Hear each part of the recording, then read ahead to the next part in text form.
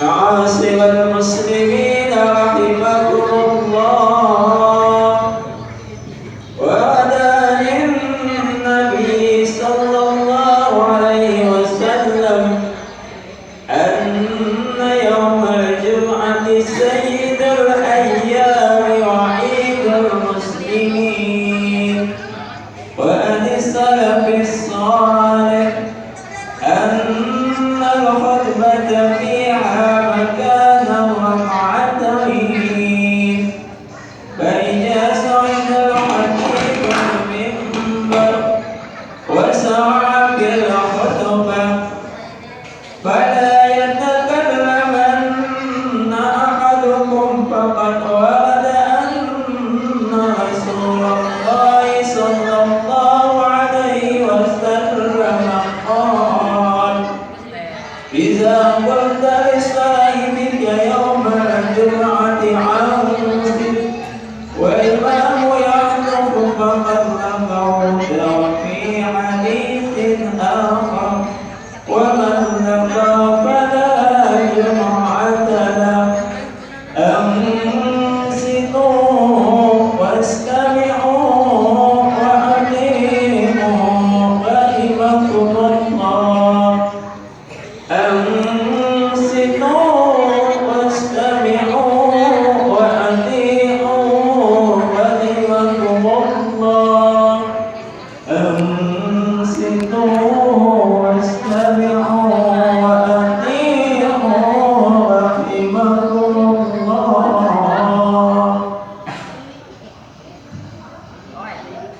رحمكم الله. الحمد لله الذي جعل لنا إليه طريقا وسبيلا. أشهد أن لا إله إلا الله وحده لا شريك له، الذي أقام لنا على معرفته برهانا وديها ودليلا. وأشهد أن سيدنا ونبينا محمدا عبده ورسوله المبعوث إلينا معلما ورسولا. اللهم صل وسلم وبارك على سيدنا محمد وعلى آله وأصحابه بكرة وأصيلا. أما بعد فيا أيها الحاضرون، أوصيكم وإياي بتقوى الله وتعالى لعلكم تفلحون. يا أيها الذين آمنوا اتقوا الله حق تقاته ولا تموتن إلا وأنتم مسلمون.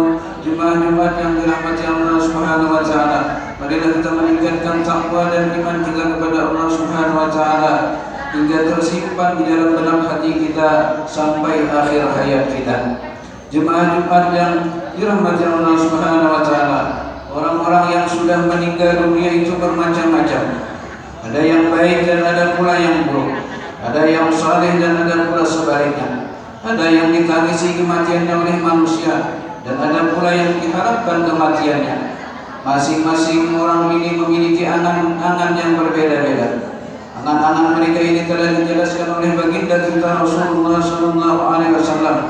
Pertama, angan-angan orang saleh, ingin sekali segera dibawa ke kuburannya setelah meninggal dunia.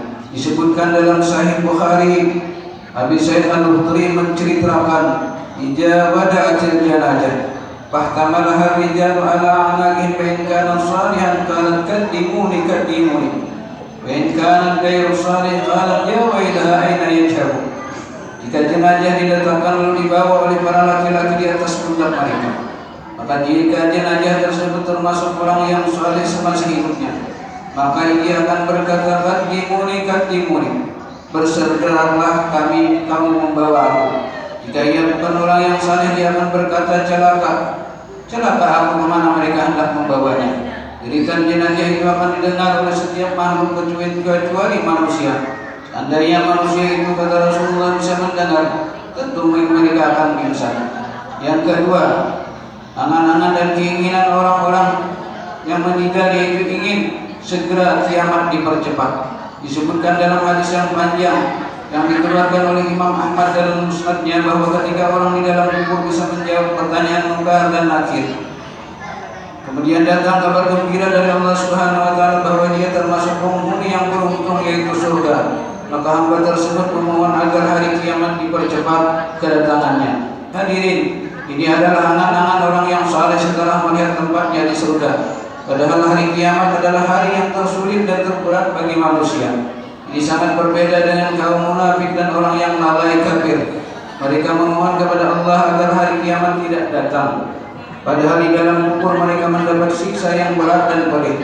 Namun karena mereka tahu bahwa siksa di neraka itu jauh lebih pedih, menyakitkan dan lebih pedih, sehingga mereka lebih memilih untuk tetap disiksa di dalam kuburnya. Yang ketiga, angan-angan orang yang mati syahid. Sahabat Anas bin Malik menceritakan ma'ahada yadkhulul jannata yuhibbu ayyahdu ila dunya wa lahu ala ma'ardi min syai'in illa syahida yatamanna ayyarji'a ila dunya fa yaqulu asra marrah. Tidak ada seorang pun yang masuk surga kemudian ingin kembali ke dunia kecuali orang yang mati syahid, dan dia tidak menginginkan apapun di dunia kecuali mati syahid kembali. Dia berangan-angan untuk kembali ke dunia kemudian terbunuh sebanyak 10 kali. Ini disebabkan oleh kemuliaan dan keutamaan mati syahid yang disaksikannya setelah di dalam kubur. Inilah sebagian angan-angan orang yang telah melihat kemuliaan Allah. Mereka ingin kembali ke dunia, namun angan mereka tidak ada hubungannya dengan fasilitas dunia dan kemewahannya. Mereka ingin kembali untuk menambah amalan agar kemudian mereka bertambah di dalam surga. Hadirin jemaah Jumat yang dirahmati Allah Subhanahu wa taala. Demikian beberapa keinginan dan angan-angan orang yang sudah meninggal dunia yang saleh bagi mereka. Lalu bagaimanakah angan-angan orang yang lalai semasa hidup mereka di dunia? Di antara angan-angan orang-orang yang lalai di dunia pertama, ingin sekali salat 2 rakaat. Mereka ingin kembali hidup di dunia kemudian melaksanakan salat 2 rakaat adalah di antara keinginan orang yang sudah meninggal dunia, yang dulunya sering disebutkan oleh dunia sehingga ketinggalan salat imam, sehingga sering meninggalkannya. Diriwayatkan oleh Abu Hurairah, Rasulullah sallallahu alaihi wasallam marra bi kabar faqala man sahiba hadzal kabar faqala fulana raqatan ahabba ila hadza min baqiyati dunya. Rasulullah melewati komplek kuburan, kemudian bertanya, siapa penghuni kuburan ini? Mereka menjawab, ini kuburan si fulan ya Rasulullah. Lantas Rasulullah bersabda, 2 rakaat lebih dicintainya daripada dunia seluruhnya ini. Dalam riwayat lain disebutkan rakaatani haqiqatani mimma tukhbiruna wa tanfirun yajidu ma'adha min asarihi ahabba ila min baqiyati dunya. Yang artinya salat sunat 2 rakaat yang ringan yang kalian remehkan waktu hidup, kemudian ditambahkan pada amalan orang ini lebih dicintai daripada dunia kalian dan fasilitasnya. Yang kedua, keinginan orang yang lalai yang ingin sekali mengeluarkan sedekah. Seorang yang sudah meninggal dunia berkeinginan berangan-angan untuk hidup kembali, tidak untuk mencari dunia, tapi hendak mengeluarkan sedekah dan menjadi orang saleh. Sebagaimana diceritakan dalam Al-Quran surah Al-Munafiqun, wa anfiqu mimma razaqnakum min qabli an ya'tiya ahadakumul maut fa yaqulu rabbi laula akhartani ila ajalin qarib.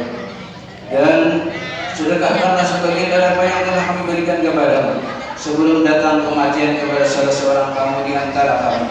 Lalu ia berkata, ya mengatakan engkau tidak menangguhkan kematianku sampai waktu yang dekat yang menyebabkan aku bisa mengeluarkan hartaku dan sedekahku, dan aku termasuk orang-orang yang saleh. Kata Ibnu Katsir, setiap orang yang lalai di masa hidup pasti akan menyesal di saat nyamannya akan dicabut. Ia memohon agar umurnya dipanjangkan walaupun sedetik sesaat untuk mengeluarkan sedekah dan amal saleh yang selama ini dia tinggalkan. Yang ketiga, keinginan orang yang lalai di dunia ingin sekali melaksanakan segala amal saleh yang berhubungan dengan sunnah-sunnah baginda kita Rasulullah.